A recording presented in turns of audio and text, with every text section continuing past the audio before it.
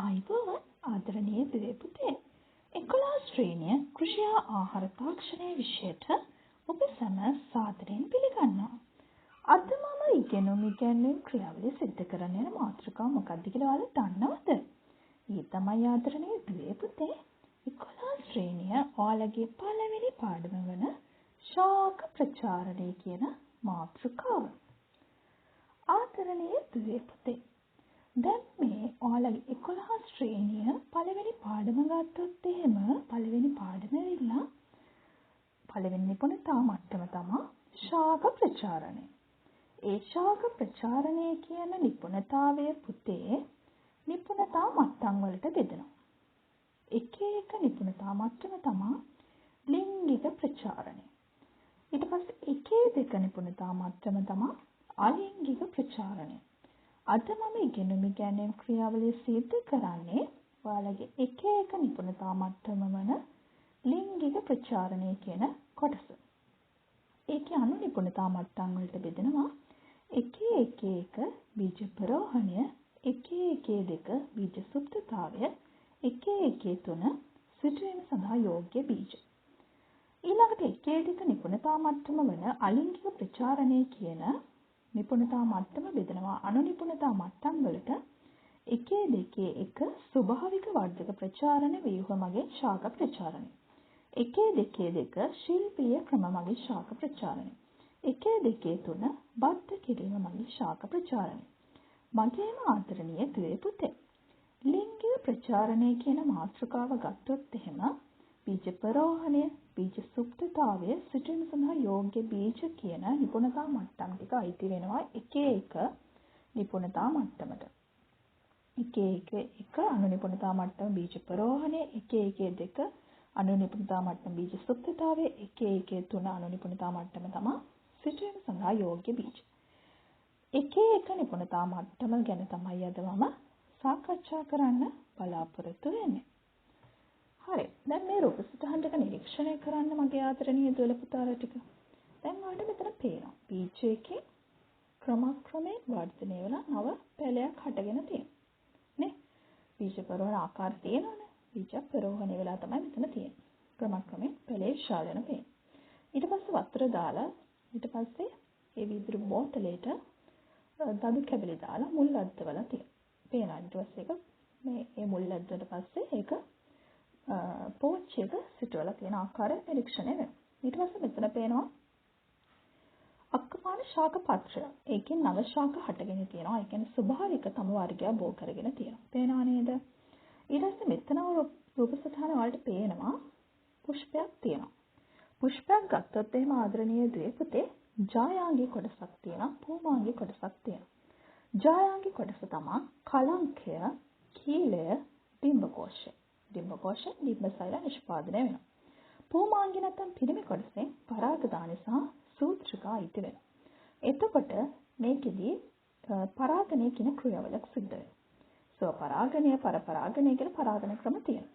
එතකොට ආදරණීය දුවේ පුතේ පරාගණයදී සිද්ධ වෙන්නේ පුෂ්පයක තියෙනවනේ පරාග, කිසියම් පුෂ්පයක පරාග. ඒ පරාග කලංකය මත තැන්පත් වීමක් සිද්ධ වෙනවා. ඊට පස්සේ තැන්පත් වෙලා ඩිම්බකෝෂයේ තියෙන ඩිම්බසෛල, පරාගවල තියෙන පරාගසෛල, ඩිම්බසෛලයි පරාගසෛලයි එකතුලා සංසේචනය වෙලා ඵලයක් හට ගන්නවා. ඊට පස්සේ ඵලයේ තියෙන බීජ, ඒ බීජවල නව ශාකයක් හට ගන්නවා. මෙතන ඔයාලට පේනවා ඒ සංසේචන ක්‍රියාවලිය සිද්ධ වෙලා තියෙන නව ශාකයක් හට ගන්න ආකාරය ජීවන චක්‍රය මෙතනින් ඔයාලට පෙන්වන්න කරනවා. හරි. ඊට පස්සේ මෙතන ඔයාලට පේනවා පුතේ බීජ පරෝහණය වෙන ආකාරය. ක්‍රමක්‍රමයෙන් බීජ පරෝහණය වෙලා තියෙනවා. බීජ පරෝහණ ආකාර දෙකක් තියෙනවානේ.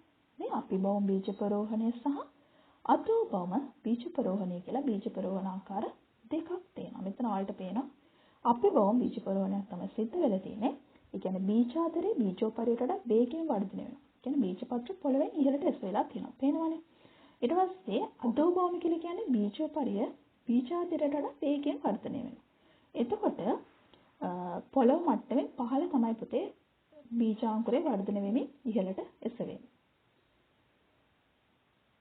තේනවා රූප සටහන ඔබ නිරීක්ෂණය කරන්න. හරි. ඊට පස්සේ කරන පත්‍ර. ඒ කියන්නේ පත්‍ර මගේ තම වර්ගය බෝ කර ගන්නවානේ. අක්කපානේ, බිකෝනියා, කඩුපොල්. ඊට පස්සේ මුල් මගෙන් තම වර්ගය බෝ කර ගන්න කරපිංචා, රටදෙල්, බෙලි, පේරනේ. දාවක මගේ ශාක ප්‍රචාරණය සිද්ධ කරන ගොටුකොළ, බතලනේ මේ වගේ. ඊට පස්සේ ස්කන්ධාකන්ද, අඩතාපල් වගේ ඒවා. මේවා ඉගෙන ගන්න රයිසෝම, කෝම. ඊට පස්සේ දැන් ගත්තොත් එහෙම බල්බිල, ස්කන්ධාකන්ද ඒ විදිහට ශාක ප්‍රචාරණ ක්‍රම තියෙනවා. රයිසෝම ගත්තොත් එහෙම කහින්ගුරු. කෝම ගත්තොත් එහෙම කිරියල, කෙසෙල්. බල්බ ගත්තොත් එහෙම ලුණු. ස්කන්ධාකන්ද ගත්තොත් එහෙම අඩතාපල්. දාවක ගත්තොත් එහෙම ගොටුකොළ, ස්ට්‍රෝබෙරි. මේ විදිහට අපිට බල්බිල ගත්තොත් එහෙම හන. මොරයියන් ගත්තොත් එහෙම කෙසෙල්. මේ විදිහට තම වර්ගය බෝ කරගන්න ස්වභාවික ආකාරය වර්ධක ප්‍රචාරණ විකෝණය. දැන් පේනවනේ. දාවක මගේ ගොටුකොළ, ස්ට්‍රෝබෙරිනේ තම වර්ගය බෝ කරන. මෙතන ස්කන්ධාකන්ද, අඩතාපල්, ඉන්නල. ඊළඟට හතරණියේ දේපොතේ. දැන් මේ රූප සටහන ටික හොඳින් නිරීක්ෂණය කරන්නේ. හරි. ඔන්න දැන් අපි පාඩමට යන්නේ. ප්‍රජනනය කියන්නේ මොකද්ද? අපි ඉංග්‍රීසියෙන් කියනවා reproduction. මොකද්ද පුතේ ප්‍රජනනය? කියන්න බලන්න. හොඳට අහගන්න. ස්වභාවික තත්ත්වයටදී ශාක තම පැවැත්ම තහවුරු කරගන්න. ස්වභාවික තත්ත්වයටදී ශාක තම පැවැත්ම තහවුරු කරගන්න තම වර්ගය බෝ කරගන්නවා. තම වර්ගය බෝ කර ගැනීමේ ක්‍රියාවලියට අපි කියනවා ප්‍රජනනය. එතකොට ආදරණීය දේ පුතේ හොඳට අහගන්න. ප්‍රජනනය සඳහා ශාක සතු හැකියාව උපයෝගී කරගෙන වගා කටයුතු වලට අවශ්‍ය රෝපණ ද්‍රව්‍ය නිපදවා ගන්නවා. ඒකට අපි කියනවා ශාක ප්‍රචාරණය. නැත්නම් අපි ඉංග්‍රීසියෙන් කියනවා plant propagation. රෝපණ ද්‍රව්‍ය වලට අපි ඉංග්‍රීසියෙන් කියන planting materials. හරි? එතකොට ශාක ප්‍රචාරණයක් කියලා කියන්නේ ශාක සතු හැකියාව ප්‍රජනනය සඳහා ශාක සතු හැකියාව උපයෝගී කරගෙන වගා කටයුතු සඳහා අවශ්‍ය රෝපණ ද්‍රව්‍ය නිපදවා ගන්න. ඒකට අපි කියනවා ශාක ප්‍රචාරණය. plant propagation. එතකොට ආදරණීය දුවේ පුතේ ශාක ප්‍රචාරණය ප්‍රධාන ආකාර දෙකකට බෙදන්න පුළුවන්. ඒ තමයි ලිංගික ප්‍රචාරණය සහ අලිංගික ප්‍රචාරණය. අලිංගික ප්‍රචාරණයට තවත් නමක් තමයි වර්ධක ප්‍රචාරණය. ලිංගික ප්‍රචාරණයදී සිද්ධ වෙන්නේ බීජ මගින් තමයි පුතේ මේ ප්‍රචාරණය සිද්ධ වෙන්නේ. අලිංගික ප්‍රචාරණය සිද්ධ වෙන්නේ වර්ධක කොටස් මගින්. ඒ ගැන අපි වෙන වෙනම අධ්‍යයන සිද්ධ කරනවා. හරි? එතකොට මේ පුෂ්පයක් මෙතන පේනවා. ඒකේ තියෙනවා දලපත්‍ර, නේ පරාගදානී, සූත්‍රිකා, මණිය, ඩිම්බකෝෂය, මණිපත්‍ර, කීලය, කලංකය ඔක්කොම පේනවා මෙතන. හොඳට නිරීක්ෂණය කරන්න බලන්න පුෂ්පයේ කොටස් ටික. ලිංගික ප්‍රචාරණය, sexual propagation කියලා අපි කියනවා. එතකොට ශාකවල ලිංගික ව්‍යුහය තමයි ආදරණීය දුවේ පුතේ පුෂ්පය කියලා කියන්නේ. ශාකවල ලිංගික ව්‍යුහය තමයි පුෂ්පය. එතකොට මේ පුෂ්පවල පරාගදානී තුල පරාග සෛල නිෂ්පාදනය වෙනවා. ඩිම්බකෝෂයේ තුල ඩිම්බ සෛල නිෂ්පාදනය වෙනවා. ඊට පස්සේ පරාගණය කියන ක්‍රියාවලියක් සිද්ධ වෙනවනේ. පරාගණය කියන්නේ මොකද්ද? පරාග කලංකය මත තැන්පත් වෙනවා. කිසියම් පුෂ්පයක පරාග කලංකය මත තැන්පත් වීමෙන් පරාගණය කියන ක්‍රියාවලියක් සිද්ධ වෙනවා. ඒ පරාගණය කියන ක්‍රියාවලියෙන් පස්සේ ඩිම්බකෝෂයේ තියෙන ඩිම්බ සෛලත් එක්ක පරාග සෛල සංසේචනය වෙනවා. ඩිම්බ සෛල සහ පරාග සෛල සංසේචනය වීමෙන් බීජයක් හටගන්නවා. එතකොට ආදරණීය දුවේ පුතේ භෝග වගාවේදී අපි බහුලව පාවිච්චි කරන රෝපණ ද්‍රව්‍යයක් තමයි මේ බීජ කියලා කියන්නේ. දැන් දන්නවා බීජ වලින් නව පැල හට ගන්න. එතකොට ආදරණීය දුවේ පුතේ බීජ ජීවී ව්‍යුහය. මොකද්ද බීජ ජීවිතාවය කියලා කියන්නේ? seed viability කියලා අපි කියනවා. ඒ කියන්නේ ප්‍රෝහණය වෙලා නව ශාකයක් ඇති කිරීමට බීජයට තියෙන හැකියාවට අපි කියනවා බීජ ජීවිතාවය. තේරුණාද? එතකොට ආදරණීය දුවේ පුතේ මෞෂාකයෙන් වෙන්නු පස්සේ මෞෂාකයෙන් වෙන්නවායි. ඊට පස්සේ සමහර බීජ ඉතා දීර්ඝ කාලයක් ජීවී තත්ත්වයෙන් තියෙනවා. මෞෂාකයෙන් වෙන්නුණා සමහර බීජ ඉතා දීර්ඝ කාලයක් ජීවී තත්ත්වයෙන් තියෙනවා. තේරෙනවද? එතකොට ඒ වගේ බීජ ඉතා අඩු වේගයකින් තමයි ආදරණීය දුවේ පුතේ ශ්වසනය සිද්ධ කරන්නේ. මෞෂාකයෙන් වෙන්නුණා බීජ ජීවීව තියෙනවා. ඒ බීජ ශ්වසන සිද්ධ කරන්නේ ඉතා අඩු වේගයකින්. සමහර බීජවල පුතේ ජීවිතාවය මෞෂාකයෙන් වෙන්වීම පස්සේ කෙටි කාලයකින් නැති වෙලා යනවා. ජීවිතාවය කියලා කියන්නේ මොකද්ද? බීජයක් මොකද්ද? බීජයක් කියන්නේ ජීවී ව්‍යුහයක්. ඒ ජීවී ව්‍යුහය පරෝහණය වී නව ශාකයක් ඇති කිරීම තියෙන හැකියාව. බීජයක් කියන්නේ ජීවී ව්‍යුහයක්. ඒ ජීවී ව්‍යුහයට පරෝහණය වෙලා නව ශාකයක් ඇති කරන්න හැකියාවක් තියෙනවා. ඒකට අපි කියන බීජ ජීවිතාවය. හරි තේරුණාද හැමෝටම? එතකොට පුතේ බීජයක ප්‍රධාන වශයෙන් කලලයක් තියෙනවා. බීජ පත්‍ර තියෙනවා. බීජාවරණය තියෙනවා. එතකොට බීජයක පවතින වැදගත්ම කොටස තමයි මේ කලලය කියලා කියන්නේ. නව ශාකයක් බිහි කරන්න අවශ්‍ය මූලික අංග දෙකක් තියෙනවා. එතකොට ආදරණීය දුවේ පුතේ බීජයක අඩංගු වන බීජ පත්‍ර ගාන අනුව අපිට බීජ ආකාර දෙකකට බෙදන්න පුළුවන්. ඒ මොනවාද? ඒක බීජපත්‍රී බීජ සහ දිවි බීජපත්‍රී බීජ. බීජයක් තුල අඩංගු වන බීජපත්‍ර ගණන අනුව බීජ ආකාර දෙකයි. ඒ මොනවාද? ඒක බීජපත්‍රී බීජ, දිවි බීජපත්‍රී බීජ. ඒක බීජපත්‍රී වල තියෙන්නේ එක් බීජපත්‍රයයි, දිවි බීජපත්‍රී වල තියෙන්නේ බීජපත්‍ර දෙකයි. එතකොට ආදරණීය දුවේ පුතේ අපි බලමු මොකද්ද ඒක බීජපත්‍රී බීජයක් කියන්නේ, මොකද්ද දිවි බීජපත්‍රී බීජයක් කියලා කියන්නේ. ඔය පේපර් එකේ අහනවා. ඒක බීජපත්‍රී බීජ පමණ දක්වා තියෙන විදිහට දක්වා ඇති වර්ණය තෝරන්න. එතකොට ඔයාලා දැනගන්න ඕනේ. වී, බඩේරිඟු, සෝගම්, පොල්, පුවක්. මේවා බීජ දෙකට පල්ල බලන්න. බීජපත්‍ර ටික. දෙකට පලන්න පුළුවන්, දෙකට පලන්න බැරිද නේ? බලන්න.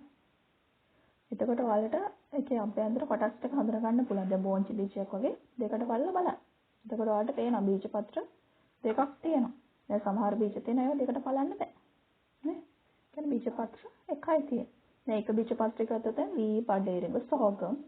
දී බීජපත්‍රයක් ගත්තොත් වම්බටු, තක්කාලි, මිරිස්, මුන්, කඩල, කව්පි, කරවිල, පතෝල, වට්ටක්ක ඒ ඕන එකක් ගන්න පුළුවන්. හරි. දැන් බලන්න මේ ඒක බීජපත්‍රී බීජයක්. මෙතන දැන් ඔයාලට පේනවා. මේකෙදි එක් බීජපත්‍රයක්, ඒක බීජපත්‍රී බීජවල තියෙන පුතේ එක් බීජපත්‍රයක් විතරයි. එතකොට ප්‍රමාණයෙන් කුඩයි. පරෝහණයට අවශ්‍ය ආහාර සංචිත වෙන්නේ භ්‍රූණ පෝෂණ ව්‍යුහය. තේනාද? පිටතින්ම තියෙන බීජාවරණය, ඊට පස්සේ ඇතුළේ තියෙන භ්‍රූණ පෝෂය, ඊට පස්සේ බීජපත්‍රය, බීජාංකුරයේ තියෙන බීජ මූලය පේනවා. හරි? ඒක බීජපත්‍රී බීජ වලට උදාහරණ වී, බඩේරිඟු, සෝගම්, පොල්, පුවක්. ඒක බීජපත්‍රී කියන්නේ එක් බීජපත්‍රයක් විතරයි තියෙන්නේ. ඒ ප්‍රමාණයෙන් කුඩයි. භ්‍රූණ පෝෂය කියන කොටසක් තියෙනවා. ඒක තමයි පරෝහණයට අවශ්‍ය ආහාර සංචිත වීමක් සිද්ධ වෙන්නේ. දිවි බීජපත්‍රී බීජවල පුතේ බීජපත්‍ර දෙකක් තියෙනවා. පරෝහණයට අවශ්‍ය ආහාර සංචිත වෙන්නේ බීජපත්‍රය තුල. දැන් මෙතන වලට පේනවා බීජාංකුරය තියෙනවා, බීජ මූලය තියෙනවා, බීජාවරණය තියෙනවා, බීජපත්‍ර තියෙනවා. ඒක බීජපත්‍රී වල පරෝහණයට අවශ්‍ය ආහාර සංචිත වෙන්නේ භ්‍රූණ පෝෂය නම් ව්‍යුහය තුල. දිවි බීජපත්‍රී වල පරෝහණයට අවශ්‍ය ආහාර සංචිත වෙන්නේ බීජපත්‍ර තුල. ඒක බීජපත්‍රී බීජවල වචනයම තියෙනවානේ එක් බීජපත්‍රයක් විතරයි තියෙන්නේ. දිවි බීජපත්‍රී බීජවල බීජපත්‍ර දෙකක් තියෙනවා. තේරුණාද ආදරණීය දුවේ පුතේ? එතකොට ඒක බීජපත්‍රී බීජ තමයි එක් බීජපත්‍රයක් තියෙන බීජ තමයි වී, බඩේරිඟු, සෝගම්, පොල්, පුවක්. දිවි බීජපත්‍රී බීජ උදාහරණ විදිහට ගන්න පුළුවන් වම්බටු, තක්කාලි, මිරිස්, කරවිල, පතෝල, වට්ටක්ක. තේරෙනවද? බීජයක් තුල අඩංගු වන බීජ පත්‍ර ගණන අනුව බීජාකාර දෙකයි. ඒ මොනවාද බීජාකාර දෙක? කියන්න බලන්න. ඒක බීජ පත්‍රී බීජ, දිවි බීජ පත්‍රී බීජ. ඒක බීජ පත්‍රී බීජවල තියෙන්නේ එක් බීජ පත්‍රයක් විතරයි. ආහාර සංචිත කරන්නේ ගෘණ පෝෂණය නම් බීජය තුල. දිවි බීජ පත්‍රී වල බීජ පත්‍ර දෙකක් තියෙනවා. ආහාර සංචිත කරන්නේ බීජ පත්‍ර තුල. කියන්නේ බීජ පත්‍ර වලට පුළුවන් ප්‍රභා සංශ්ලේෂණය කියන ක්‍රියාවලියක් සිද්ධ කළ ආහාර නිෂ්පාදනය කරන්නේ. එතකොට ආහාර සංචිත වෙන්නේ දිවි බීජ පත්‍රය වල බීජ පත්‍රය තුල. මම හිතනවා තේරෙන්නේ නැති කියලා. හරි? ඔය පේපර් එකේ අහන්න. ඊට පස්සේ seed germination කියලා අපි කියනවා බීජ පරෝහණය. මොකද්ද පුතේ බීජ පරෝහණයක් කියලා කියන්නේ? අහගන්න. බීජයක් තුල තියෙන පුතේ කලලයක්. බීජය තුල තියෙන කලලයට නව ශාකයක් බවට පත්වීමේ ආරම්භයට අපි කියනවා බීජ පරෝහණය. බීජය තුළ තියෙන කල්ලයට නව ශාකයක් බවට පත්වීම සිද්ධ වෙන්න පුළුවන්. ඒ පත්වීම ආරම්භ වෙන ක්‍රියාවලියට අපි කියනවා බීජ පරෝහණය. එතකොට මේ කලලේ පුතේ බීජාංකුරයක් තියෙනවනේ. ඒ බීජාංකුරයෙන් ශාකයේ වායව කොටස නිර්මාණය වෙනවා. බීජේ කලලේ බීජ මූලයක් තියෙනවනේ. ඒ බීජ මූලයෙන් මූල පද්ධතිය ඇති වෙනවා. එතකොට බීජ පරෝහණ ආකාර දෙකක් තියෙනවා. ඒ බීජ පරෝහණ ආකාර දෙක මොනවාද? අපිභෞම බීජ පරෝහණය සහ අධෝභෞම බීජ පරෝහණය. දැන් මේ රූප සටහනේ පේනවා අපිභෞම බීජ පරෝහණය. එතකොට ආදරණීය දුවේ පුතේ අපිභෞම බීජ පරෝහණයක් කියලා කියන්නේ බීජාදරය බීජෝපරියට වඩා වේගෙන් වර්ධනය වීමක් සිද්ධ වෙනවා. එතකොට බීජ පත්‍ර පොළවෙන් ඉහළට එසවෙනවා. මොනවාද අපිභෞම බීජ පරෝහණය? මුන්, බෝංචි, බටු, මිරිස්. අධෝභෞම බීජ පරෝහණය. මේකද සිද්ධ වෙන්නේ බීජෝපරිය බීජාදරයට වඩා වේගෙන් වර්ධනය වීමක් සිද්ධ වෙනවා. එතකොට පොළොව මට්ටමට පහළින් පිහිටනවා බීජාංකුරය. බීජාංකුරයේ පුතේ වර්ධනය වෙමින් තමයි ඉහළට එසවීමක් සිද්ධ වෙන්නේ. තේරුණාද? බීජෝපරිය බීජාදරයට වඩා වේගයෙන් වර්ධනය වීම නිසා බීජය පොළොව මට්ටමින් පහළින් පිහිටනවා. ඊට පස්සේ බීජාංකුරයේ වර්ධනය වෙමින් ඉහළට එසවීමක් සිද්ධ වෙනවා. තේරුණාද? අපිභෞම සහ අධෝභෞම. දැන් මේ අධෝභෞම බීජ පරෝහණ බීජෝපරිය බීජාදරයට වඩා වේගයෙන් වර්ධනය වීමක් සිද්ධ වෙනවා. පේනවනේ? වී, කඩල, බඩේරුම් අපිට ගන්න පුළුවන්. බීජ පරෝහණයට අවශ්‍ය සාධක මොනවාද? කියන්න බලන්න. බීජයේ ජීවිතාවය. බීජයේ ජීවිතාවය ගත්තොත් එහෙම ආදරණීය දුවේ පුතේ පරෝහණය සඳහා කලලේ ජීවිතාවය අවශ්‍යයි. තෙතමනය සහ ජලය. පරෝහණයට අවශ්‍ය ජීව රසායනික ක්‍රියාවලිය ආරම්භ වීම සඳහා බීජය තුළ ජලය අවශෝෂණය වීම අත්‍යවශ්‍යයි. වාතය නැත්නම් ඔක්සිජන්. පරෝහණයේදී බීජවල ශ්වසන ශීඝ්‍රතාවය වැඩි වෙනවා. එතකොට ඔක්සිජන් වායුව අත්‍යවශ්‍යයි. ප්‍රශස්ත උෂ්ණත්වය. පරෝහණයේදී අවශ්‍ය වෙන පුතේ ජීව රසායනික ක්‍රියාවලිය හොඳින් සිද්ධ වෙනවා. එතකොට ප්‍රශස්ත උෂ්ණත්වයක් අවශ්‍යයි. ආලෝකය. සමහර බීජ සඳහා ආලෝකය පුතේ අත්‍යවශ්‍යයි. සලාද, කොලියස් වගේ ඒවාට ආලෝකය අවශ්‍යයි. සමහර බීජ වලට අඳුර අවශ්‍යයි. වර්බෙනා, ඊට පස්සේ සෙන්ටූරියා, ෆ්ලොක්ස් වගේ සිතුරු ශාක වලට ගොඩක් වෙලාවට පුතේ අඳුර තමයි අවශ්‍ය වෙන්නේ. ඒ වගේම සමහර බීජ වලට ආලෝකයේ බලපෑමක් නැහැ. ඒවා තමයි බී, මුන්, කව්පි. එතකොට බීජ පරෝහණයට අවශ්‍ය සාධක මොනවාද? බීජයේ ජීවිතාවය, තෙතමනය, වාතය, ප්‍රශස්ත උෂ්ණත්වය, ආලෝකය. තේරුණාද? බීජ කලලේ නව ශාකයක් බවට පත්වීමේ ආරම්භයට අපි කියනවා බීජ පරෝහණය. බීජ පරෝහණය වෙන ආකාර දෙකක් තියෙනවා. අපිභෞම බීජ පරෝහණය සහ අධෝභෞම බීජ පරෝහණය. අපිභෞම බීජ පරෝහණයද සිද්ධ වෙන්නේ බීජාදරයේ බීජෝපරියට වඩා වේගයෙන් වර්ධනය වෙනවා. අධෝභෞම බීජ පරෝහණය සිද්ධ වෙන්නේ බීජෝපරිය බීජාතරයට වඩා වේගයෙන් වර්ධනය වීමක් සිද්ධ වෙනවා. පේපර් එකේ අහන්න පුළුවන්. අපිබෝම් බීජ පරෝහණය දක්වන බීජ තමයි මුන්, බෝංචි, බතු, මිරිස්. අදෝබෝම් බීජ පරෝහණය දක්වන බීජ තමයි වී, කඩල, බඩේරිඟු. එතකොට බීජ පරෝහණයට අවශ්‍ය වෙන සාධක ගැන මම දැන් කියලා දුන්නා. බීජ ජීවිතාවය, තිත්තමනය, වාතය, ප්‍රශ්නත්වය, ආලෝකය කියන සාධක ටික අවශ්‍ය වෙනවා. ඊළඟට බීජ සුප්තතාවය. සී ඩෝමන්සි කියලා අපි කියනවා. මොකද්ද පුතේ බීජ සුප්තතාවයක් කියලා කියන්නේ? හොඳට අහගන්න.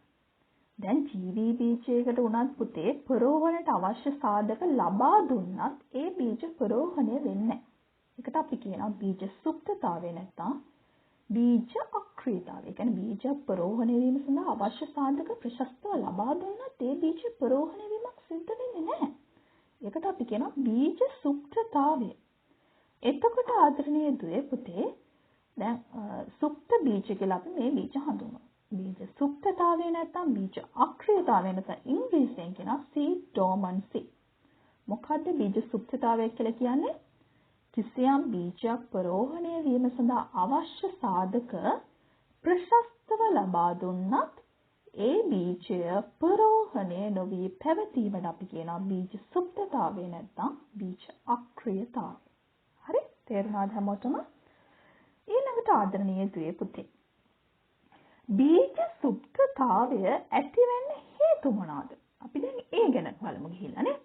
බීජ සුප්තතාවය ඇති වෙන්න හේතු තමයි බීජාවරණය ජලයට වාතයට අපාරගම්‍ය පැවතීම. ඔන්න මම දැන් කියලා දෙනවා මොකද්ද ඒ කිව්වේ කියලා. දැන් සියඹලා, දඹල, ඇකේෂියා වගේ බීජ පොඩ්ඩක් මතක් කරගන්නකෝ. දැන් මේ බීජ ටික හොයාගෙන බලන්න ඕන. හරි? බීජාවරණයේ ජලයට හා වාතයට අපාරගම්‍ය තියෙනවා. එතකොට සියඹලා බීජවල පුතේ දිලිසෙන මතු පිටක්නේ තියෙන්නේ. එතකොට මේ බීජාවරණය හරහා බීජය තුළට බාහිරින් ජලය, වාතය ඇතුල් වෙන්න බෑ. එතකොට ඉක්මන් පරෝහණයක් සිද්ධ වෙන්නේ නැහැ. ඊළඟට සමහර වෙලාවට තියෙනවා බීජාවරණේ ඝනව තියෙනවා. එතකොට පුතේ ඒ බීජාවරණේ ඝනව තිබ්බත් බීජය තුළට ජලය ඇතුළුවද බීජපත්‍ර විශාල වීම සඳහා බීජාවරණේ පිපිරී යාමක් සිදු වෙන්නේ නැහැ. ඒ නිසා බීජ පරෝහණය ප්‍රමාද වෙනවා. අඹ, සියඹලා, දඹල වගේ. ඊළඟට පුතේ බීජාවරණේ වර්ධක නිෂේධක ද්‍රව්‍ය තියෙනවා. බීජවල බීජාවරණේ කුමරින්, ඇබ්සිසික් අම්ලය වගේ වර්ධක නිෂේධක අම්ල තිබ්බොත් එහෙම බීජ පරෝහණය ප්‍රමාද කරනවා. දැකලා තියෙන තක්කාලි, පෙපොල්, වැල් දොඩම්බල තියෙනවා. ඒ වර්ධක නිෂේධක අම්ල කුමරින්, ඇබ්සිසික් අම්ලය වගේ තියෙනවා. ඊට පස්සේ බීජ කලලය පරිණත නොවි පැවතී. දැන් සමහර බීජවල පුතේ මෞෂාකයෙන් වෙන් වුණාට පස්සේ කලලය පරෝහණයට තරම් හොඳින් මෝරලා නැහැ. එතකොට කාලය සමග කලලේ මේරීම පරිණත බවට පත්වීම සිද්ධ වෙනවා. එතකොට ඒ හින්දා බීජ වහම පරෝහණය වීමක් සිද්ධ වෙන්නේ නැහැ. පොල්, ඕකිඩ් වගේ ඒවා. ඊළඟට බීජ කලලය අක්‍රියව තියෙනවා. සමහර බීජ පුතේ මෞෂාකයෙන් වෙන් වෙන විට අක්‍රිය කියන කලලේ අක්‍රිය තත්ත්වයෙන් තමයි තියෙන්නේ. සමහර බීජ මෞෂාකයෙන් වෙන් වෙනකොටම ඒවා අක්‍රිය කලලේ අක්‍රිය තත්ත්වයේ තියෙනවා. එතකොට කාලයක් ගත වෙනවා මේ සක්‍රියතාවයටපත් වෙන්න. අක්‍රිය තත්ත්වයේ තියෙන කලල සක්‍රියතාවයටපත් වෙන්න යම්කිසි කාලයක් ගත වෙනවා. උදාහරණ විදිහට ගන්න පුළුවන් බීජ සුප්තතාවයේ දක්වන V වර්ග. එතකොට ආදරණීය දුවේ පුතේ සිටීම සඳහා යෝග්‍ය බීජවල තියෙන ලක්ෂණ ටිකක් තියෙනවා. දැන් සාමාන්‍යයෙන් ගුණාංගයෙන් උසස් වැඩි අස්වැන්නක් ලබා ගන්න අපි රෝපණ ද්‍රව්‍ය යොදා ගන්නවා. එතකොට මේ රෝපණ ද්‍රව්‍ය වලින් අපි යොදා ගන්න බීජවල හොඳ ප්‍රමිතියක් තියෙන්න ඕන. කෘෂිකර්ම දෙපාර්තමේන්තුවේ බීජ සහතික කිරීමේ සේවාව මගින් සිටීම සඳහා යෝග්‍ය බීජවල තියෙන ඕන ප්‍රමිති පිළිබඳ නිර්දේශයක් ඉදිරිපත් කරලා තියෙනවා. එතකොට පුතේ බීජ නිපදවන්නන්ගේ බීජ සාම්පල් පරීක්ෂා කරලා තමයි මේ නියමිත ප්‍රමිතියට අනුකූලව තියෙනවා නම් විතරයි මේ සහතිකයක් ලබා දෙන්නේ. ප්‍රමිති සහතිකය ලබා දෙන්නේ. සිටීම සඳහා යෝග්‍ය බීජවල තියෙන ඕන ලක්ෂණ ටිකක් තියෙනවා. ප්‍රවේණික පාරිශුද්ධතාවය, භෞතික පාරිශුද්ධතාවය, වල් බීජ වලින් තොරවීම, වල් පැලෑටි බීජ වලින් තොරවීම, ඉහළ පරෝහණ ප්‍රතිශතයක් තිබීම. ඒ කියන්නේ 85ට වඩා වැඩි පරෝහණ ප්‍රතිශතයක් තියෙනවා. ඔන්න මම දැන් කියලා දෙන්න යන්නේ සහතික කළ බිත්තර වී වල තියෙන්න ඕනේ ප්‍රමිති ටික. ඔය පේපර් එකේ අහන්න පුළුවන්. ප්‍රවේණික පාරිශුද්ධතාවයේ තියෙන්න ඕනේ 98ක් හෝ ඊට වඩා වැඩි වෙන්න ඕනේ. භෞතික පාරිශුද්ධතාවයේ 98 හෝ ඊට වඩා වැඩි වෙන්න ඕනේ. වල් බීජ වලින් තොර වෙන්න ඕනේ. දැන් අපි ගත්තොත් මීක්‍රෑම් 500ක තියෙන්න පුළුවන් උපරිම වල් බීජ ගන්න 5යි. පලිබෝධ හා යාන්ත්‍රික හානි වලින් තොර වෙන්න ඕනේ. මීක්‍රෑම් 500ක තියෙන්න පුළුවන් යාන්ත්‍රික හානි උපරිම බීජ ගන්න 200. පරෝහණ ප්‍රතිශතය 85ට වඩා වැඩි වෙන්න ඕනේ. තෙතමන ප්‍රතිශතය 13ට වඩා අඩු වෙන්න ඕනේ. එතකොට ආදරණීය ද්වේ පුතේ බීජවල පරෝහණ ප්‍රතිශතය සෙවීමේ ප්‍රැක්ටිකල් 3ක් තියෙනවා. ඔක පේපර් එකේ අහනවා. පෙට්‍රඩීසි ක්‍රමය, රැග්ඩෝල් ක්‍රමය, තවාන් පෙට්ටි ක්‍රමය. එතකොට භෝග වගාවේදී පුතේ බීජ සිටුවීමට පෙර ඒ බීජවල පරෝහණ ප්‍රතිශතය අපි පරීක්ෂා කරන්න ඕනේ. පෙට්‍රඩීසි ක්‍රමය ගත්තොත් එහෙම දැන් ඔයාලට මෙතන පේනවා පෙට්‍රඩීසි ක්‍රමය. මේ සමීකරණයට ආදේශ කළ ගණන් හදන්න අනිවාර්යෙන් එනවා මේ පාරත් MCQ ප්‍රශ්නයක් වෙලා තිබ්බා. හරි? ඒ නිසා අනිවාර්යෙන් වැදගත්. රැග්ඩෝල් ක්‍රමයට එන්න පුළුවන්. රැග්ඩෝල් ක්‍රමයේ සක්සන ආකාරය ලියා දක්වන්න කියලා ප්‍රශ්නයක් එන්න පුළුවන්. අතර බලා ගන්න මේ පෙට්‍රඩීසි ක්‍රමය. පෙට්‍රඩීසි ක්‍රමයේදී කරන්නේ පුතේ බීජ පරීක්ෂණාගාරවල පරෝහණ ප්‍රතිශතය සෙවීම සඳහා තමයි මේ පෙට්‍රඩීසි ක්‍රමය යොදා ගන්න. එතකොට දැන් ඔයාලට මේ රූප සටහනේ තේනවා පෙට්‍රඩීසි වල තීන්ත පොගොන කඩදාසි වගේක් එල්ලලා තියෙනවා. බ්ලොටින් පේපර්ස් එල්ලලා තියෙනවා. පේනවද? ඒක එල්ලන්නේ පුතේ ජලයේ පොඟවලා. ඊට පස්සේ ඒ මතට දැන් බ්ලොටින් පේපර් එක මතට අපි බීජ සංඛ්‍යාවක් 50ක් වෙන්න පුළුවන් 100ක් වෙන්න පුළුවන් අපි ගණන් කරලා හරියටම අතුරනවා.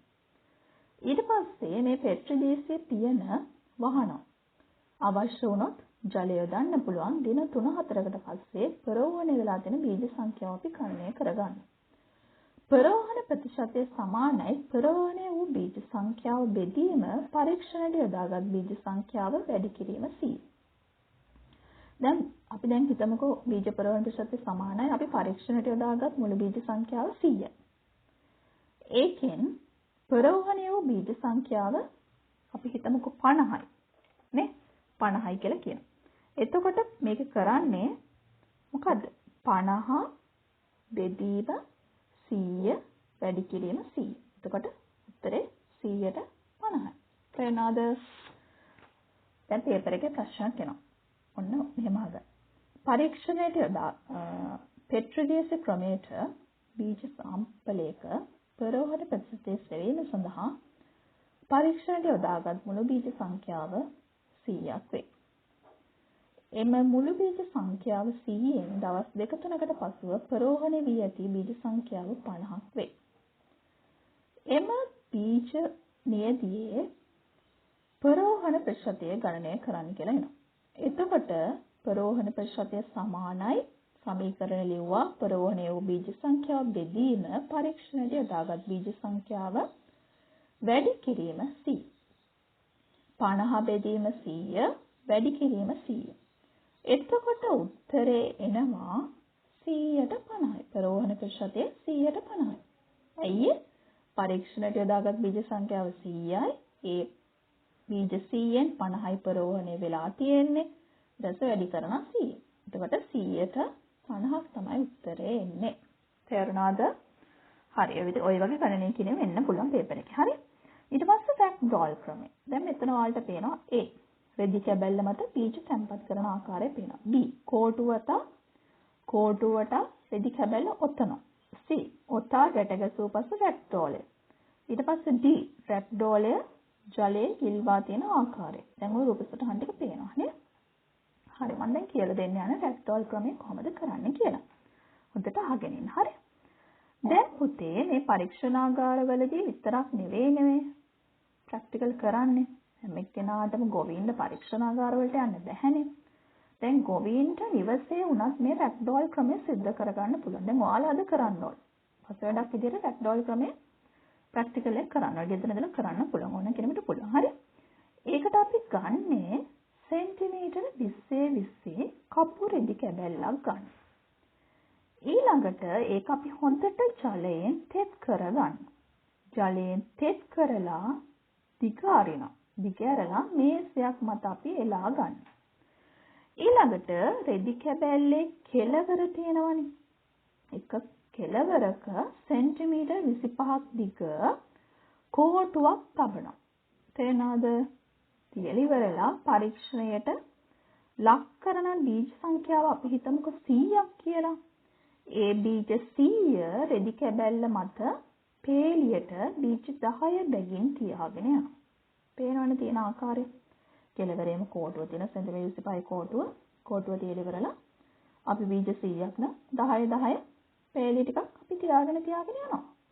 ඊට පස්සේ බීජ සියල්ලම තියලා ඉවර වෙලා කෝටුව රෝල් කරලා බීජ සහිත රෙදි කැබැල්ලේ අපි කෝටුව වටා උතනවා. උතල ඉවර වෙලා ඒ කෝටුවේ දෙකලවර තියෙනවනේ. ඒක අපි ලණු කැබැල්ලකින් ගැට ගන්නවා. ඊට පස්සේ යාන්ත්‍රණයෙන් ජලය ගෑවෙන විදිහට සිරස් අතට බඳුනක තියෙන. තේරුණාද? ඒකට හේතුව තමයි සියලුම බීජවලට ඒකාකාරීව ජලය ලබා දෙන්න ඕන.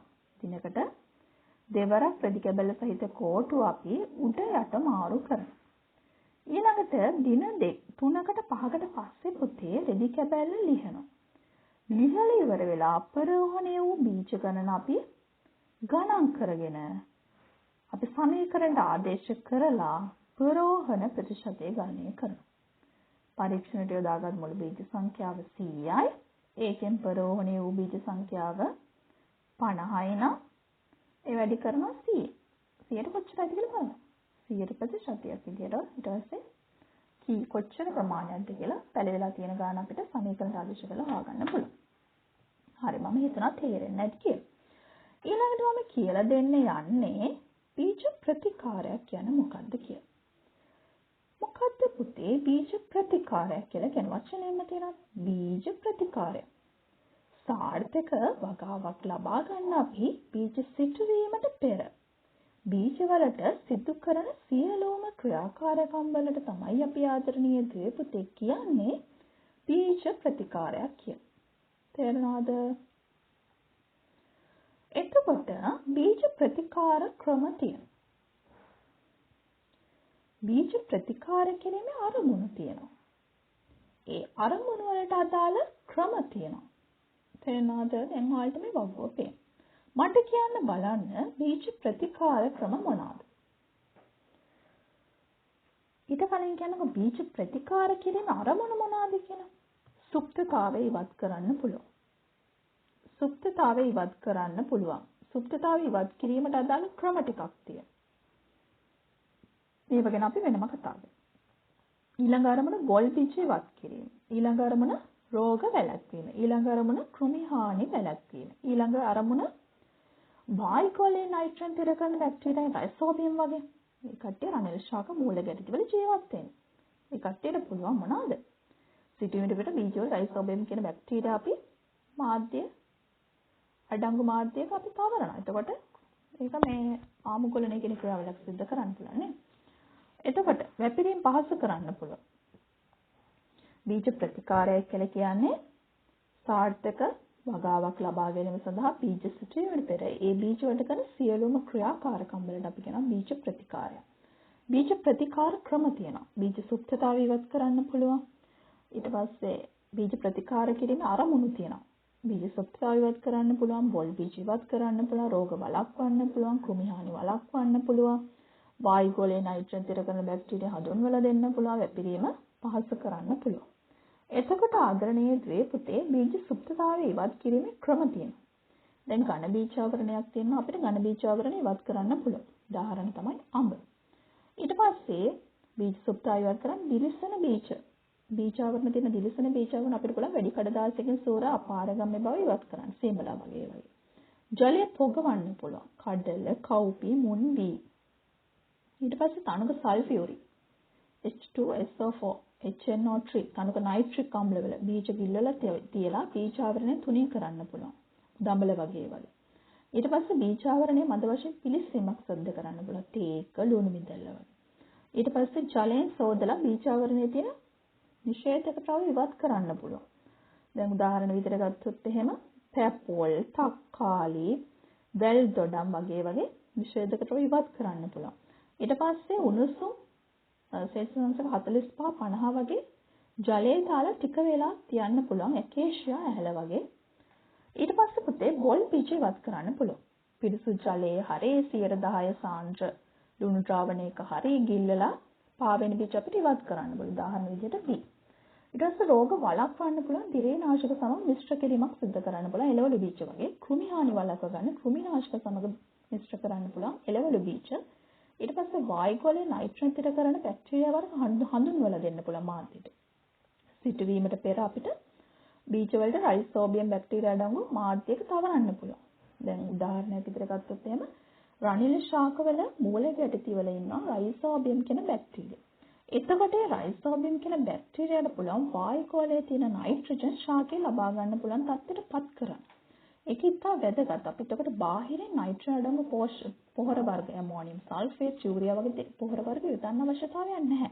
අපිට ස්වභාවිකවම කරන්න පුළුවන් මේ රයිසෝබියම් කියන බැක්ටීරියා බීජවල තවරන්න පුළුවන්.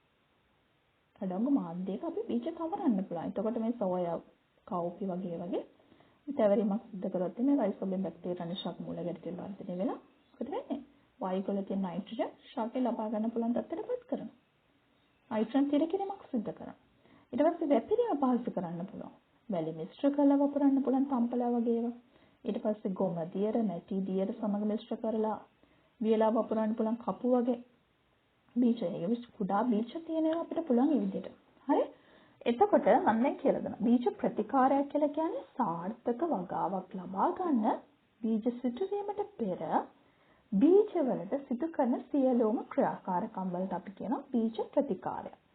බීජ ප්‍රතිකාර කිරීම අරමුණු තියෙනවා. බීජ සුප්තතාවය ඉවත් කිරීම, කෘමි හානි වළක්වා ගැනීම, බොල් බීජ ඉවත් කිරීම, වැපිරීම පහසු කිරීම, රෝග වළක්වා ගැනීම, නයිට්‍රජන් තිර කරන බැක්ටීරියා හඳුන්වා දීම තමයි බීජ ප්‍රතිකාරයක් කිරීමේ අරමුණ. ඊට පස්සේ මේ අරමුණු වලට ගැළපෙන විදිහට ක්‍රම තියෙනවා. ඒකට උදාහරණ තියෙනවා. දැන් මේ වකුගඩු පේනවා නේ? පළවෙනි අරමුණ බීජ සුප්තතාවය ඉවත් කිරීම. ඒකට අපිට පුළුවන් ඝන බීජ ආවරණය ඉවත් කරන්න. දිලිසෙන බීජ ආවරණය වැඩි කඩදාසියකින් අපාරගම්‍ය බව ඉවත් කරන්න පුළුවන් සූරලා. ජලය පොඟවන්න පුළුවන්. තනික සල්ෆියුරික් තනක නයිට්‍රික් අම්ලය බීජ ගිල්ලලා බීජ ආවරණය තුනී කරන්න පුළුවන්. බීජ ආවරණය මැද වශයෙන් පිළිස්සීමක් සිදු කරන්න පුළුවන්. ජලයේ සෝදා බීජ ආවරණයේ තියෙන නිෂේධක තව ඉවත් කරන්න පුළුවන්. ඊට පස්සේ සෙල්සියස් අංශක 45 50 වගේ උණුසුම් ජලය දාලා ටික වේලාවක් තියන්න පුළුවන්. ඊට පස්සේ බොල් බීජ ඉවත් කරන්න පුළුවන්. ඒකට අපිට ජලය හරි 10% සාන්ද්‍ර ලුණු ද්‍රාවණයක හරි ගිල්ලලා පාවෙන බීජ අපිට ඉවත් කරන්න පුළුවන්. රෝග වළක්වන්න පුළුවන්. කෘමිනාශක සමග මිශ්‍ර කරලා බීජ සිටවන්න පුළුවන්. කෘමි හානි වැළැක්වීම කෘමිනාශක සමග මිශ්‍ර කරලා සිටවන්න පුළුවන්. එළවලු බීජ වගේ ඒවා. නයිට්‍රජන් වායුගෝලයේ නයිට්‍රජන් තිර කරන බැක්ටීරියා හඳුන්වලා දෙන්න පුළුවන්. රයිසෝබියම් වගේ බැක්ටීරියා බීජවල තවරන්න පුළුවන්. ඩංගු මාධ්‍යයක තවරන්න පුළුවන්. සෝයා කව්පි වගේ ඒවා සිටුවෙන්න පෙර රයිසෝබියම් බැක්ටීරියා හඳුන්වලා දෙන්න පුළුවන් බීජවලට. ඊට පස්සේ වැපිරීම පහසු කරන්න පුළුවන්. වැලි මිශ්‍ර කරලා වපුරන්න පුළුවන්. ඊට පස්සේ ගොම දියර මැටි දියර සමග මිශ්‍ර කරලා වියලා වපුරන්න පුළුවන්. මේ දේවල් කරන්න පුළුවන්. බීජ ප්‍රතිකාර කිරීම අනුමුණ තමයි පුතේ සුප්තතාවය ඉවත් කිරීම. බොල් බීජ ඉවත් කිරීම, රෝග වළක්වා ගැනීම, කෘමි හානි වළක්වා ගැනීම, වැපිරීම පහසු කිරීම. ඊට පස්සේ නයිට්‍රජන් තිර කරන බැක්ටීරියා හඳුන්වා දීම. ඔන්න ඔය තමයි බීජ ප්‍රතිකාර කිරීමේ අරමුණ. හරි. අද මම කතා කරේ ආදරණීය දුවේ පුතේ ඔයාලගේ එක නිපුණතා මට්ටම වන ලිංගික ප්‍රචාරණ. ඔයාලගේ පළවෙනි නිපුණතාවය තමයි ශාක ප්‍රචාරණය. ඒ ශාක ප්‍රචාරණය එක නිපුණතා මට්ටම තමයි ලිංගික ප්‍රචාරණය. ඒකේ අනු නිපුණතා මට්ටම තමයි බීජ ප්‍රෝහණය ගැන මම කියලා දුන්නා.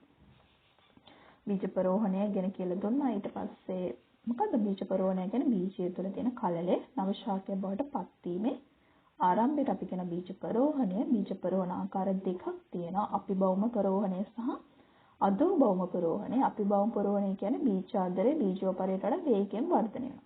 එතකොට බීජ පත්‍ර පොළවෙන් ඉහළට එස වෙනවා. මුන් බෝංචි වගේ. අධෝභෞම බීජ ප්‍රෝහණය වෙන්නේ බීජෝපරයේ බීජ ආධාරයට වඩා වේගයෙන් වර්ධනය වීමක් සිද්ධ වෙනවා. මේ කඩල පඩේරඟු වගේ. ඊට පස්සේ බීජ සුප්තතාවය ගැන කියලා දුන්නා. බීජ සුප්තතාවය කියලා කියන්නේ බීජ ප්‍රෝහණය වීමට අවශ්‍ය සාධක ප්‍රශස්තව ලබා දුන්නත් ඒ බීජ ප්‍රෝහණය වීමක් සිද්ධ වෙන්නේ නැහැ. එතන අපි කියන බීජ අක්‍රියතාවය කියලා. ඒකට හේතු තමයි බීජාවරණයේ ජලයට වාතයට අපාරගම්‍ය වීම, බීජාවරණයේ ඝනව පැවතීම, බීජාවරණයේ ඇබ්සිසික් කුමරින් වගේ වර්ධක නිෂේධක ද්‍රව්‍ය පැවතීම, ඊට පස්සේ බීජ කල්ලේ පරිණත නොවීම, බීජ කල්වල අක්‍රිය පැවතීම. ඊට පස්සේ මම කියලා දුන්නා සිටීම සඳහා යෝග්‍ය බීජ ගැන. ඒ සඳහා තියෙන ලක්ෂණ ටිකක් ගැන කියලා දුන්නානේ. කෘෂිකර්ම දෙපාර්තමේන්තුවේ බීජ සාධික කිරීමේ සේවා මධ්‍යස්ථානයේ ඒ බීජවලට ප්‍රමිති සහතිකයක් ලබා දෙනවා. ඒ යෝග්‍ය තත්ත්වය තියෙනවද කියලා බලන්න. එතකොට ප්‍රවේණි පාරිශුද්ධතාවය, භෞතික පාරිශුද්ධතාවය, බොල් බීජ වලින් තොරවීම, වල් පෙළෑටි බීජ වලින් තොරවීම, ඉහළ පරෝහණ ප්‍රතිශතයක් තිබීම, ඊට පස්සේ සාධික කළ බීජ වල ප්‍රමිති ගැන ලක්ෂණ. ප්‍රවේණි පාරිශුද්ධතාවය 98%ක් හොයිට වඩා වැඩි වෙන්න ඕනි කිව්වා. භෞතික පාරිශුද්ධතාවය 98%ක් හොයිට වඩා වැඩි වෙන්න ඕනි කියලා දුන්නා. වල් බීජ වලින් තොර වෙන්න ඕනි කියලා දුන්නා. ඒ කියන්නේ වීග්‍රෑම් 500ක තියෙන්න පුළුවන් උඩරිම වල් බීජ ගන්න 5යි. පලිපෝත යාන්ත්‍රික හානි වලින් තොර වෙන්න ඕනේ. වීග්‍රෑම් 500ක තියෙන යාන්ත්‍රික හානි උඩරිම බීජ ගන්න 200. පරෝහණ ප්‍රතිශතය 85%ට වඩා වැඩි වෙන්න ඕනේ. තෙතමන ප්‍රතිශතය 13%ට වඩා අඩු වෙන්න ඕනේ. සහතික කළ බිත්තර වී වල තියෙන ප්‍රමිති ගැන මම කියලා දුන්නා. ඊට පස්සේ මම කතා කරා ඔයාලට බීජ පරෝහණ ප්‍රතිශතය. ඒ කියන්නේ බීජ භෝග වගාවේ බීජ සිටුවෙන පෙර අපි බීජ පරෝහණ ප්‍රතිශතය පරීක්ෂා කරනවා. බීජ පරෝහණ ප්‍රතිශතය සෙවීමේ ආකාර තුනක් තියෙනවා. පෙට්‍රිජේසි ක්‍රමය, රැක්ටෝල් ක්‍රමය, තමාන් පෙට්ටි ක්‍රමය.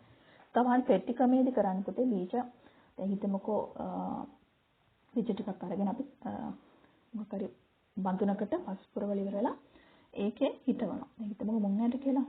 නැත්නම් කව්පි හිටන්නවා. කව්පි බීජ ටිකක් හිටවනවා. හිටවල ඉවරලා ඒකේ පරෝහණය වෙන මේ බීජ සංඛ්‍යාව අපි බලනවා කීයද කියලා ගණන් කරගන්න. ඊට පස්සේ අර සමීකරණෙම දාලා පරෝහණ ප්‍රතිශතය වෙන සමීකරණ දාලා අපි ගණනය කිරීමක් සිදු කරනවා. පෙට්‍රිජේසි ක්‍රමය ගත්තොත් එහෙම ඒක පරීක්ෂණාගාරවල තමයි සිදු කරන්නේ. ඒ සඳහා අපි පෙට්‍රිජේසි ගන්නවා.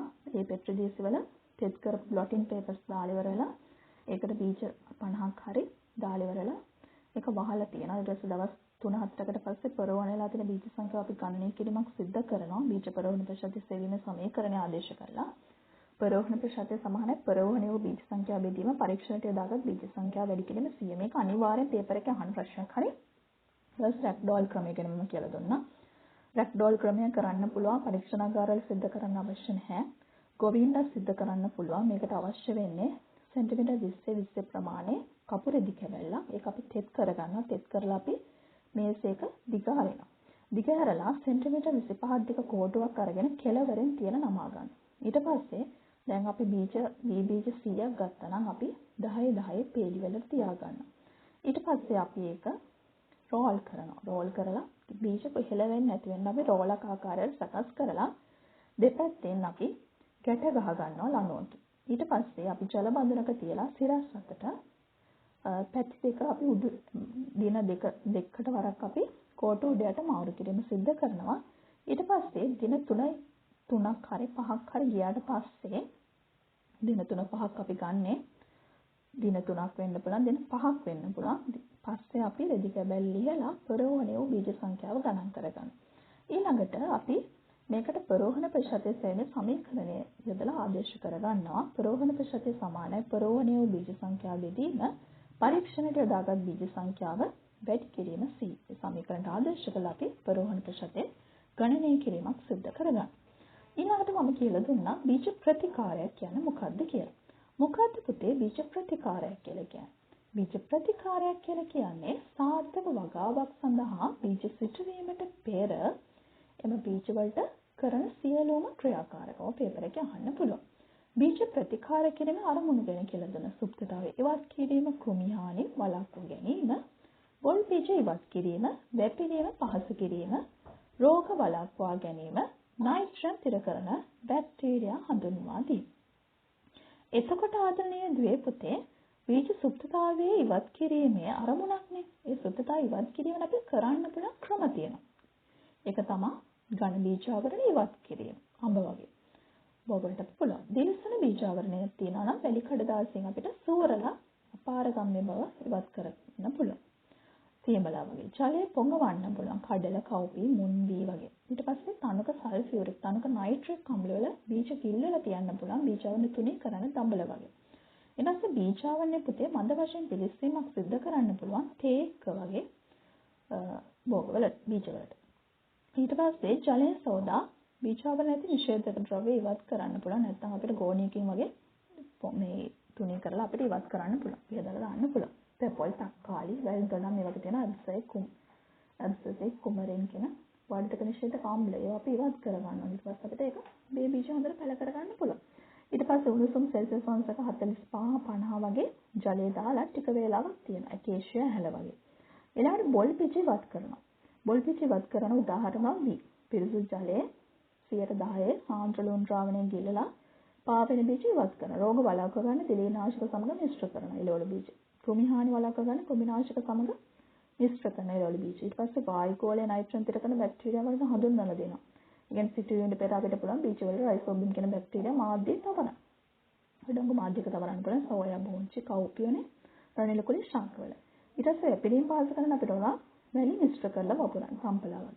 ඊට පස්සේ ගොමදිය නැටි දියර මිශ්‍ර කරලා වපුරන්න පුළුවන් කපු වල. එතකොට බීජ ප්‍රතිකාර කියන අරමුණු ගැන මම කියලා දුන්නා.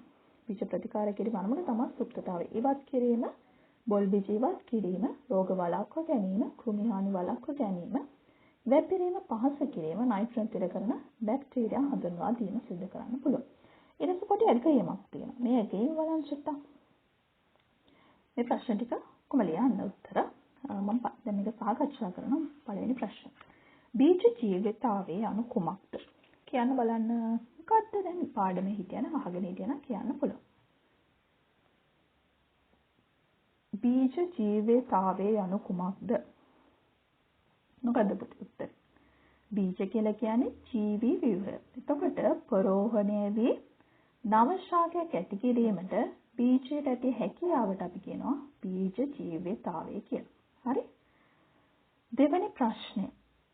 ඒක බීජපත්‍රී බීජ හා දිවි බීජපත්‍රී බීජ දෙක බැගින් නම් කරන්න. ඒක බීජපත්‍රී බීජ හා දිවි බීජපත්‍රී බීජ දෙක බැගින් නම් කරන්න. කියන්න බලන්න උත්තරේ. ඒක බීජපත්‍ර බීජ තමයි බී, බඩේරිඟු, සෝගම්, පොල්, පුවක්. මේ උත්තර දෙනවා හරි දාලා. දිවි බීජපත්‍රී බීජ වම්බටු, තක්කාලි, මිරිස්, මුන්, කඩල, කව්පි, කරවිල, පතෝල, වට්ටක්ක. ඒ වුණ උත්තරයෙන් දෙකක් දෙනවා හරි දාලා. තුන්වෙනි ප්‍රශ්නය. අපි බෞම පරෝහණය පෙන්වන බීජ දෙකක් නම් කරන්න. අපි බෞම බීජ පරෝහණය පෙන්වන බීජ දෙකක් නම් කරන්න. මොනවාද? මුන්, බෝංචි, බටු, මිරිස්. දැන් අදෝ බෞම බීජ පරෝහණය පෙන්වන බීජ දෙකක් නම් කරන්න කිව්වා. බී, කඩල, බඩේරිඟු ගන්න පුළුවන්. ඊළඟ ප්‍රශ්නය. බීජ පරෝහණයට අවශ්‍ය සාධක තුනක් නම් කරන්න. බීජ පරෝහණය කියන්නේ බීජ කලලේ නව ශාකයක් බවට පත්වීමට ආරම්භ වීමට අපි කියන බීජ පරෝහණයක් කියලා. බීජ පරෝහණයට අවශ්‍ය සාධක තමයි බීජ ජීවිතාවය, තෙතමනය නැත්නම් ජලය, වාතය නැත්නම් ඔක්සිජන්, ප්‍රසස් උෂ්ණත්වය, ආලෝකය ගන්න පුළුවන්. බීජ සුප්තතාවය යනු කුමක්ද? බීජ සුප්තතාවය කියන්නේ බීජ පරෝහණය වීම සඳහා අවශ්‍ය සාධක ලැබිලා තිබ්බත් පරෝහණය නොවි පැවතීම. ඒකට අපි කියනවා බීජ සුප්තතාවය නැත්නම් බීජ අක්‍රියතාවය. 6 වෙනි ප්‍රශ්නය. සිටුවීම සඳහා යෝග්‍ය බීජවල තිබිය යුතු ලක්ෂණ දෙකක් නම් කරන්න. සිටුවීම සඳහා යෝග්‍ය බීජවල තිබිය යුතු ලක්ෂණ දෙකක්. මොනවාද? ප්‍රවේණික පාරිශුද්ධතාවය, ඒ කියන්නේ එකම ප්‍රභේදයේ බීජ වෙන්න ඕනේ. භෞතික පාරිශුද්ධතාවය කියන්නේ අපද්‍රව්‍ය වලින් තොර වෙන්න ඕනේ. බොල් බීජ වලින් තොර වෙන්න ඕනේ. වල් පැලෑටි බීජ වලින් තොර වෙන්න ඕනේ. ඉහළ පරෝහණ ප්‍රතිශතයක් තියෙන්න ඕනේ. 88ට වඩා වැඩි. පරෝහණ ප්‍රතිශතයක් තියෙනවා. හරි. ඊළඟ ප්‍රශ්නේ 7 වෙනි ප්‍රශ්නය. බීජ පරෝහණ ප්‍රතිශත සෙවීමේ ක්‍රම දෙකක් නම් කරන්න. මොකද්ද ක්‍රම දෙක? පෙට්‍රිදීසි ක්‍රමය, රැග්ඩෝල් ක්‍රමය. පෙට්‍රිදීසි ක්‍රමය මතකයිනේ. පෙට්‍රිදීසි දෙකක් අරගෙන ඒකට බ්ලොටින් පේපර්ස් එල්ලලා ඉවරලා බීජ 50ක් වෙන්න පුළුවන් 100ක් වෙන්න පුළුවන් අතුරනවා. ඊට පස්සේ පෙට්‍රිදීසි පියන වහලේ වෙලා තියනවා. ඊට පස්සේ අවශ්‍ය වෙනකොට ජලය දාන්න පුළුවන්. දින 3කට 4කට පස්සේ පරෝහණලා තියෙන බීජ සංඛ්‍යාව අපි ගණනය කරනවා. ඒකට අපි සමීකරණ ආදේශ කර ගන්නවා. බීජ පරෝහණ ප්‍රතිශතය සෙවීම සමීකරණයක් තියෙනවා. පරෝහණ ප්‍රතිශතය සමානයි පරෝහණ බීජ සංඛ්‍යාව බෙදීම පරීක්ෂණයට දාගත් බීජ සංඛ්‍යාව වැඩි කිරීම CO පේපර් එකේ අහනවා. හරි. රැග්ඩෝල් ක්‍රමය ගැන මම කියලා දුන්නා. සෙන්ටිමීටර 20 කපුර දිග බැලක් ජලය පොඟලා අරගෙන ඒක මේසෙ මත දිග හරිනවා. ඊට පස්සේ රෙදි කැබැල්ලේ කෙරවලින් සෙන්ටිමීටර් 25ක් දිග කෝටුවක් තියලා පරීක්ෂණ ලක්කන බීජ 100ක් තියෙනවනේ. ඒ 100 10 10 පිළි වශයෙන් අතුරලා මේ රෙදි කැබැල්ලේ කෙරවලේ ඉඳලා පිළිවෙලට ඊට පස්සේ අපි කෝටුව රෝල් කරනවා. ඊට පස්සේ බීජ සහිත රෙදි කැබැල්ල මොකද කරන්නේ කෝටුවට ඔතනවා. ඔතල ඉවරලා ලණු කැබැල්ල දෙකකින් ගැට ගහලා ඉවරලා සිරස් අතර ජල බඳුනක පොඩ්ඩක් ලාවට ඒ කියන්නේ රෙදි කැබැල්ල පොඩ්ඩක් ජලයේ ගෑවෙන ආකාරයට දින දෙක තුනක් තියෙනවා. ඊට පස්සේ ඒ විදිහට අපි කෝටුව උඩට මාරු කරනවා. ඒක සාමාන්‍යයෙන් අපි දින 3-5 දිනක් 3ක් හෝ 5කට වරක් අපි රෙදි කැබැල්ල දින 3ක් හරි 5ක් හරි ගත වුණාට පස්සේ රෙදි කැබැල්ල ලියලා පරෝහණ බීජ සංඛ්‍යාව අපි ගණනය කිරීමක් සිදු කරනවා. හරි. ඊට පස්සේ බීජ ප්‍රතිකාරයක් කියන්නේ මොකක්ද? බීජ ප්‍රතිකාරයක් කියලා කියන්නේ සාර්ථක වගාවක් සඳහා කියන්නේ බීජ සිටුවීමෙන් පෙර බීජ වල සිදු කරන සියලුම ක්‍රියාකාරකම් වලට අපි කියන බීජ ප්‍රතිකාරය.